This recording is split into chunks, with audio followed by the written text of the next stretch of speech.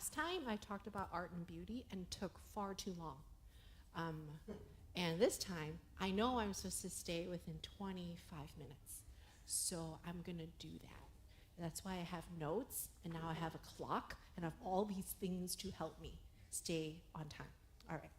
So it's always a pleasure to be here and a delight. Today, I'm going to be talking about the power of storytelling. But before we begin, I want to make sure that we talk just a minute about why stories are so compelling. So what do we get out of stories? What's the purpose? What purpose do they serve? So one is that it's for enjoyment. So it entertains us. It lets us escape from our day-to-day stresses. Like this book, Harry Potter, which maybe some of you have read or read the sequels, watched all the films, went to the theme park, bought an owl, and are like crazy fans. But pure fun and entertainment. You didn't buy an owl? Oh yeah, me too. Me too. And then like a little wand and a cape, everything, and a lightning tattoo. So other times, stories are there to educate us, so we can learn something new that can improve our lives. One book that's been on the New York Times bestseller list is this one by Oprah Winfrey. So anything by Oprah Winfrey usually gets on a bestseller list. This book is about trauma and how it lives in our body and how we can heal from it. Another reason we love stories is that stories connect us with other people. So it helps us engage. It has an emotional attachment to it. Perhaps in reading someone else's story, we can see a mirror to ourselves and know that we're not alone. This book is called Crying in H Mart, and it's about a daughter who takes care of her really sick mom and is really overwhelmed, and one day while grocery shopping can't hold it in anymore.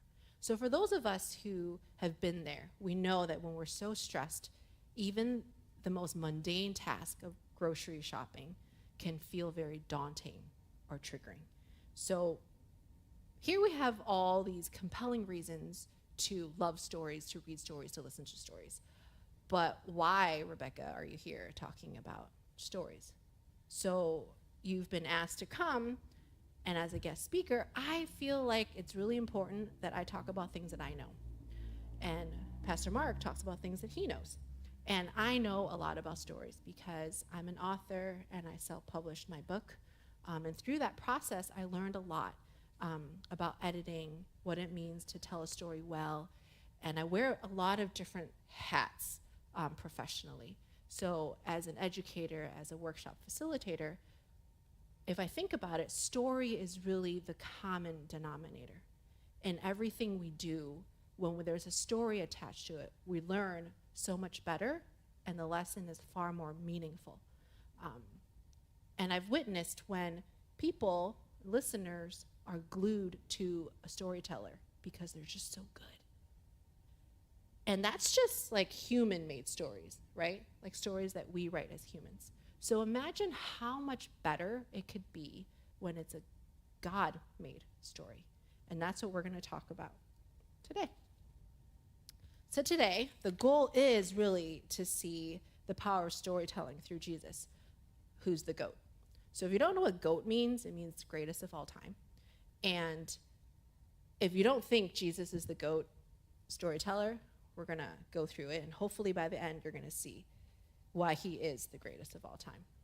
So today's story is the parable of the lost sheep. Maybe it's familiar to you, maybe it's not. Regardless, I hope that you'll see that through this simple story that Jesus is really compelling all of us to listen well and to learn. So a parable in its definition is a short story that teaches us a spiritual truth. So parable rhymes with fable. It's similar to a fable. Maybe you've read it or heard the story of the tortoise and the hare, or the lion and the mouse. These teach a moral. In a parable, it teaches through a metaphor, usually, and it's to apply to our spiritual lives. So if you can turn to your Bibles if you have them, or on your phone, or read along with me. We're in Luke chapter 15, verses 1 through 7. This is the NIV translation. Now the tax collectors and sinners were all gathering around to hear Jesus. But the Pharisees and the teachers of the law muttered, which means that they're grumbling, "This man welcomes sinners and eats with them." Then Jesus told this parable. Suppose one of you had 100 sheep and loses one of them. Doesn't he leave the 99 in the open country and go after the lost sheep until he finds it? And when he finds it, he joyfully puts it on his shoulders and goes home.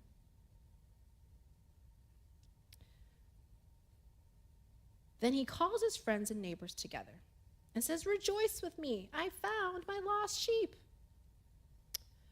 I tell you, in the same way, there will be more rejoicing in heaven over one sinner who repents over 99 righteous persons who don't need to repent.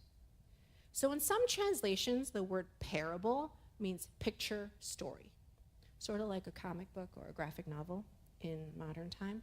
So I'm going to lead you through a picture story of this very parable. So here we have, right, here's a pasture, grassy field, here's the setting, and then the owner of the sheep goes, "Hey, go eat some grass." Sheep go graze. They go graze, they walk around, they roam around, they come upon maybe some trees.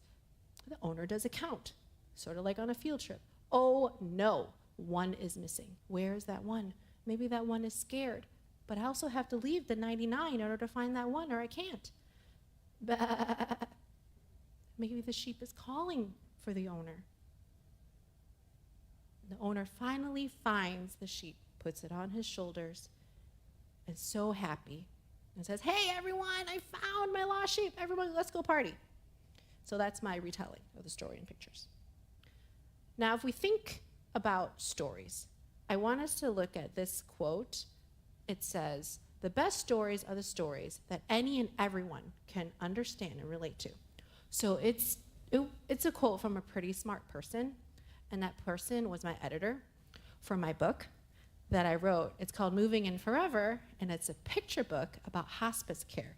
So it's a heavy topic. And this is what she would tell me all the time when we were working on my book, because it's a book that's very personal to me about my college roommate who died. So I wanted to write every single detail down from my perspective, because I felt that was necessary. And of course, my perspective and all those details are really valid, but if I'm to publish this book, to make it meaningful for other people, other families, other children, I have to edit it. I have to make it so that any and everyone can understand it and relate to it, because otherwise the impact will not be there. So this is what we're going to do today. We're going to do like a Bible study on this parable, but through the lens and eyes of like an editor / publisher / writer. So we're going to decide as editors if this story is up to snuff. Like, is it going to be a hit? Is it going to be a New York Times bestseller or not? And how you do this is you have to look at it with some level of scrutiny. So when my editor looked at my manuscript, she made sure that I was okay with whatever she's going to say to me. We have to look at it with some level of inspection, just like your writing teachers at school might be looking at your essays and your papers with inspection. What do they look for? What do editors and publishers look for? First, it's like the structure. Does it have good bones to a well-written story, beginning, middle, and end, and everything in between? And does it have the components of a well-written story? And it's those two parts that give you a story that's good enough, a good story. But we're not here in the Bible to look at good stories. We're here to look at great stories. We're here to be compelled and convicted. So these stories need powerful storytelling, good and strong storytelling, so that it's powerful. Otherwise, it's just good enough. And Jesus was never just good enough. So let's look let's see if this parable of the lost sheep survives our inspection. So does it have a structure? Does it have the bones? Okay, yes, as a beginning, we have oriented to the setting where we are. The sheep are grazing. There is an owner or a shepherd. And in every great story, there's a problem. The problem is, oh no, one goes missing. We don't leave the problem hanging. We have to do something about it. There has to be an action. What are the characters going to do? In this case, they're going to leave the 99 and go find that one. And you keep finding, you keep finding. And as listeners and readers, we want a resolution. Is there one? Yes. Finally found the lost sheep. Yay! And what is the ending about? It's what do the characters do after the problem's been fixed? So now everyone celebrates with a party. Okay, the bones are there. Check. Are the components there in the parable of the lost sheep? Is it a good story? Well, we have the characters, got that. And then we have the setting. The main plot really is the lost is found. Classic, straightforward. And the message is the lost matters, even if it's only one. And the voice that Jesus uses within this parable of the sheep is pretty firm. And diction is just a fancy word to say the choice of words that the writer or the author chooses to use, or the storyteller. So in this case, Jesus uses, suppose one of you. Well, doesn't he? And joyfully finds a lost sheep. So he chooses these specific words to tell this specific story to this specific audience. So we got the structure, we got the components, but do we have good storytelling? Or else it's just maybe B+, right? And our Jesus is not a B+ student. He's like A+, plus extra credit, plus like principles list, like everything valedictorian, right? So we have to have, and those of us who are Asian here and felt that academic pressure, you would understand. Good storytelling, as my editor has told me, and what she has learned from the entire industry and profession of copywriters, are these aspects, these areas. So you have to have a trusted teller. So whether it's the writer, the author, or the person speaking, do people care about what this person's saying? Is this person worthwhile, right? If Oprah Winfrey were to tell you a story, I'm sure it'd be packed. But I don't know, maybe not. If it were someone else, I don't know. Then is there enough drama? Because if there's not enough drama, we're not going to be captivated. We won't be invested. We actually like the up and down of all the emotions. Is it relatable? Can I identify with it? Does it matter to me personally? And does it matter to anybody else? Is it simple? So the most powerful stories are the simplest stories, actually. And every word and every sentence progresses the narrative. So we don't waste time. We don't waste space. Agency. Agency is, does the reader or the listener have the power and freedom to make meaning on their own? So when I was trained to be a teacher for elementary education, in class, in grad school, I was told, he who does the work does the learning. So I could teach children all they need to know. I can tell them exactly what they need to know. And they only need to memorize it and regurgitate it. But that type of meaning, that type of learning is not meaningful to them. It's much better when they connect the dots, when they can make meaning out of it, when they can have a personal connection to whatever we're learning. Okay, so now we're going to see, does the parable fit good storytelling aspects as we see it in the copywriting world? All right, so trusted teller, well, yeah, it's Jesus. People are lining up to listen to this man, right? God in human form. Yes, we trust this teller. We care what he says. Check. Drama, lost and found, lots of emotion. Fear, joy, worry, celebration. That's a lot. Is it relatable?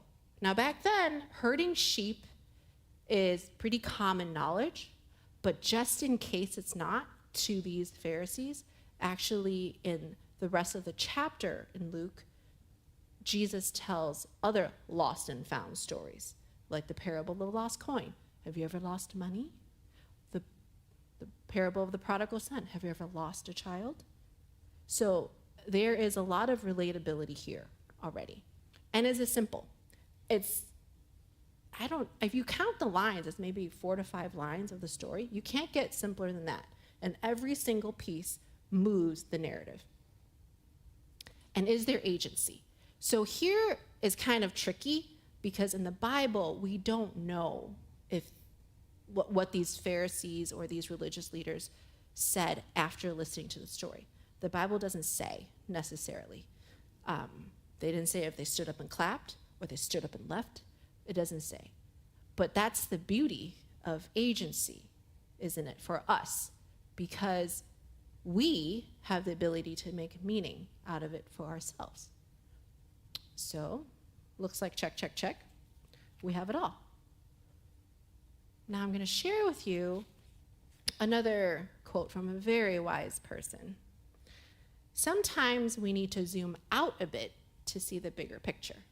Perhaps this is a story within a larger story. You might be thinking, wow, what a wise thing to say.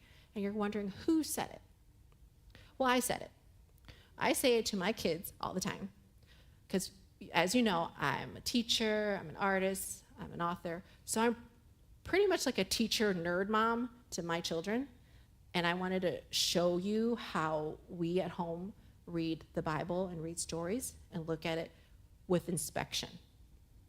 So on the left here, you'll see a picture of our bookshelf, and it has just a collection of Bible stories. And these are like one book of one story, all designed for kids. And on the right, you'll see a stack of what I call the Bible Bibles. So it's not that the other ones aren't real, but these are the Bible Bibles we use for reference and quiet time. And the very top one is mine, and I tell the kids that that's what adults read. There's no pictures in it. There's lots of footnotes and lots of words and really tiny text. And then I say that, but then actually I read all of the other ones way more frequently than I read my own. And what we do, let's say, for example, on the left side, I pull out a Noah's Ark story, and I have a few copies of them from different authors, different publishers, to see how the story changes based on who's telling it. The crux of the story is the same, but maybe one is only pictures.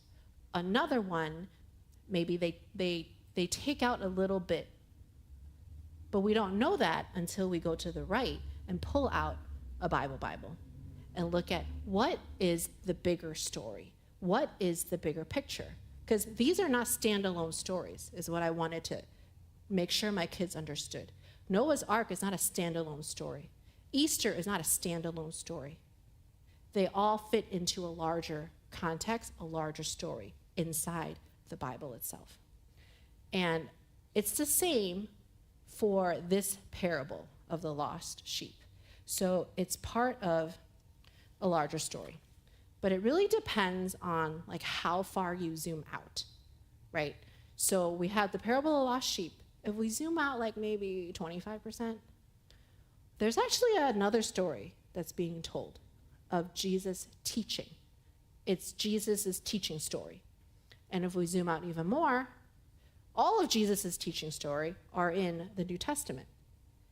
We zoom out even more, well, it's really the huge story of the Bible from creation all the way to redemption and us reuniting with God. But how far do we zoom out? For today, we're just going to zoom out like 25%. We're just going to zoom out to Jesus teaching, just a little bit, right? So if we zoom out, we'll see that the lost sheep parable here doesn't essentially change, but how he tells it changes. So these are the components of the parable of the lost sheep, right? We already talked about this. And if you look outside, like before he starts telling the parable, in Luke, there's actually more characters to this story. There are religious leaders, there are sinners, there's lots of people here. And as the setting and other components add on, you'll see this metaphor built up. It's not just about lost and found. It's about addressing the leader's biases. It's about saying not just one sheep matters. It's saying, hey, we don't need to have a person look a certain way, be a certain way to be able to enter the kingdom of heaven. All we need is belief and repentance. Now,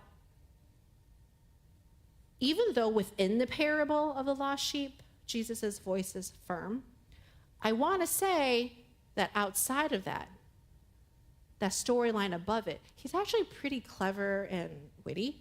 So the Pharisees and the religious leaders are basically grumbling. They're like, oh my goodness, look at that Jesus. He's like talking to sinners and like eating with them. Basically, ew, gross, right? Like, how horrible, dirty.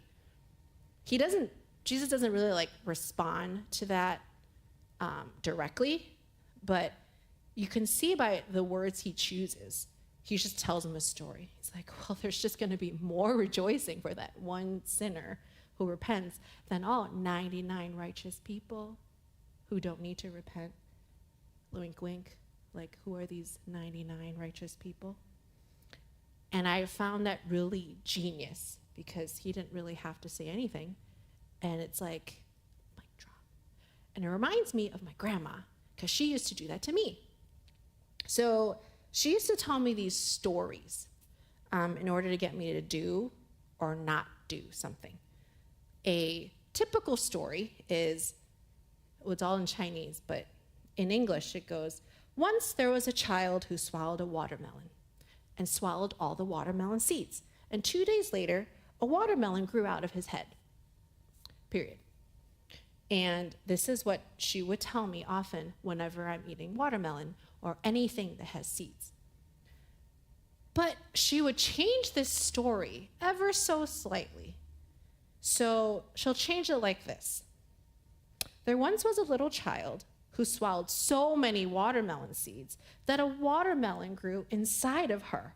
So there's no more room in her stomach for other food. Oh, and by the way, I made noodles.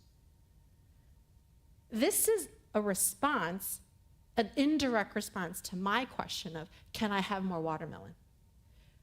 So I just find Jesus here, not exactly like my grandma, but just so clever in how he answers, where I'm sitting there as a child thinking, oh no, I should not have the watermelon anymore because I want the noodles. So I want to say that Jesus takes these stories and kind of changes them, but maybe not exactly like my grandmother who's just getting me to not eat more watermelon. And these stories are true. Because I've swallowed some seeds, and when the watermelon doesn't grow, I realize the story's fake.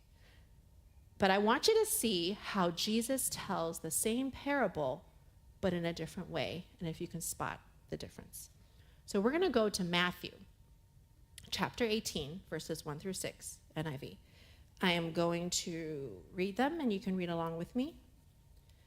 So at the time, the disciples came to Jesus and asked, who is the greatest in the kingdom of heaven? He called a little child to him and placed the child among them. And he said, truly, I tell you, unless you change and become like little children, you will never enter the kingdom of heaven.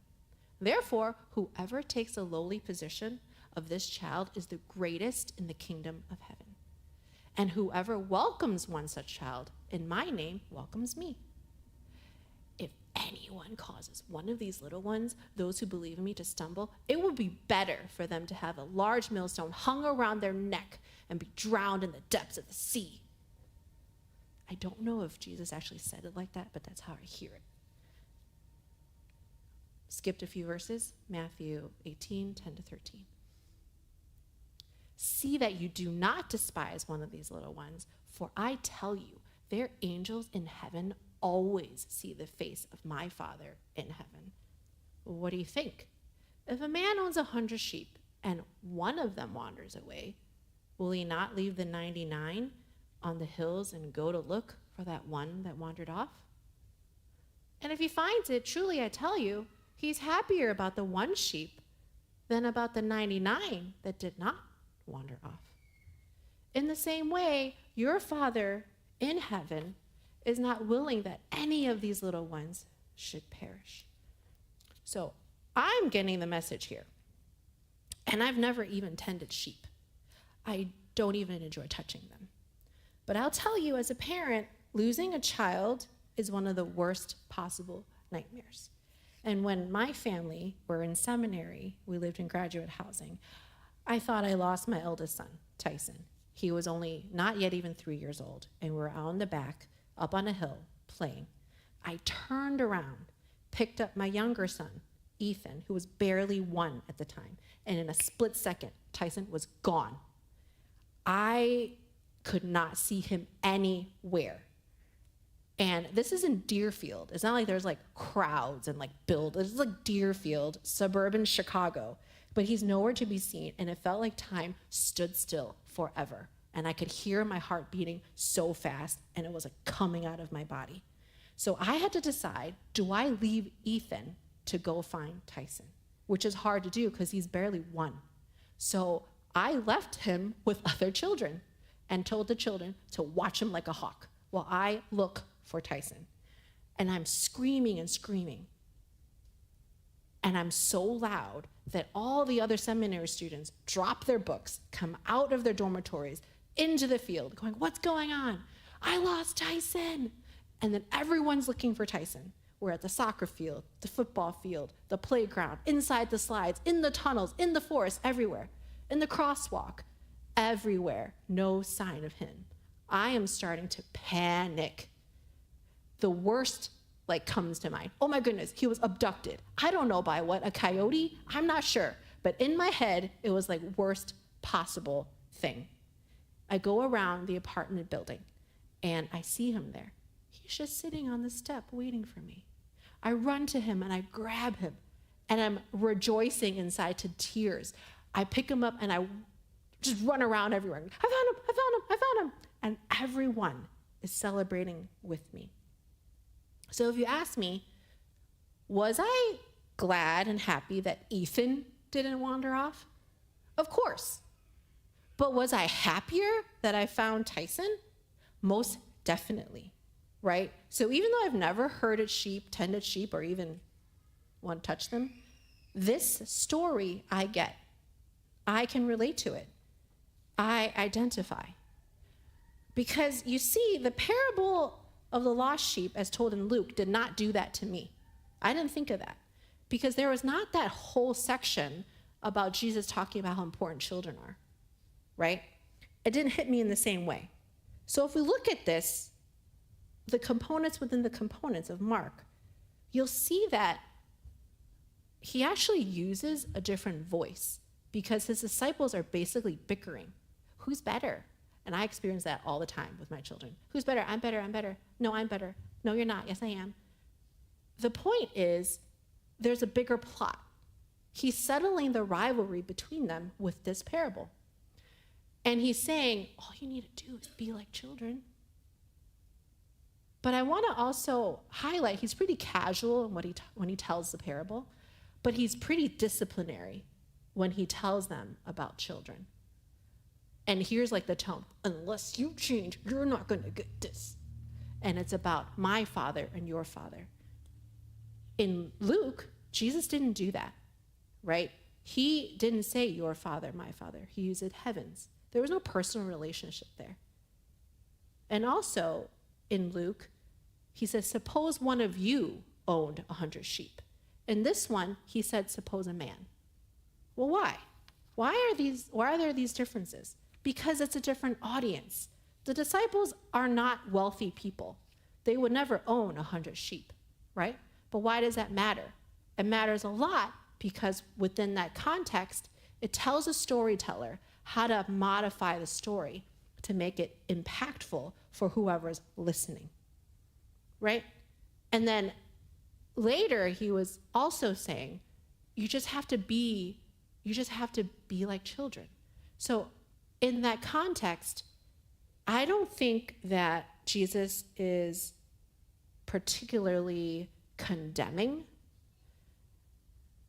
but really teaching.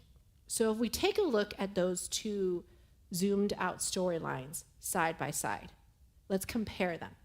And I want to focus a lot on the audience. So we've talked about a bunch of these already before, but I want to focus on the audience. In Luke, there's these Pharisees and these religious leaders, right? And as much as he's being clever and witty, kind of tongue-in-cheek, he's basically trying to show them that the gates of heaven are welcome to people they don't expect. And the leaders want to gatekeep it, but Jesus is saying, no, as long as there's repentance, there's acceptance. And for some of us here, maybe we're grumbling about someone or something. I know I sure am a lot of times when I think those people can't have access to the kingdom of heaven. Those people, the conniving people, the self-righteous people, the rude people, the exclusive people. And then I'm thinking, oh, wait a minute. Am I being exclusive here? So there's a compelling moment and you're convicted, right?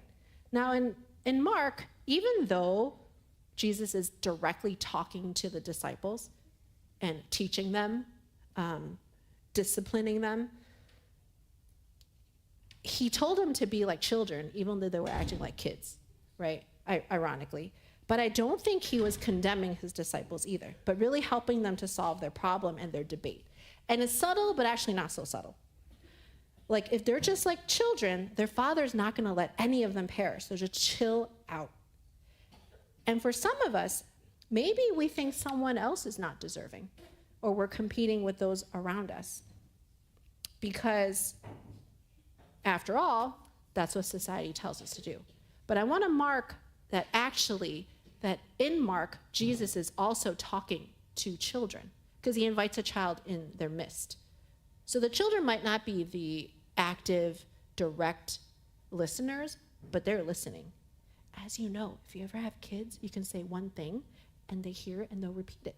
But you'll say 10,000 other things that you want them to say and they won't. Unless that's just my kids.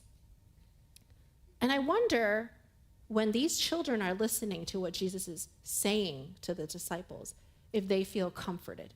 Because as children, they have no power. They have no choice. But what Jesus is saying is, they're so important that all of you need to be like them. And maybe some of us, we don't relate to judging Pharisees. We don't relate to maybe disciples who are quarreling. Do we relate to children? Do we feel helpless? Do we feel confused? Do we feel lost? Do we feel inexperienced? But yet our God tells us that children are the most beautiful thing.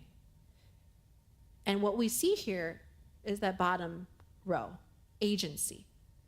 We get to have that agency to look at these stories in a zoomed out way, right? So if we're to be like Jesus here on earth, healing the sick, finding the lost, how does this story look to us today? So who is the audience today reading this story and the story outside the story?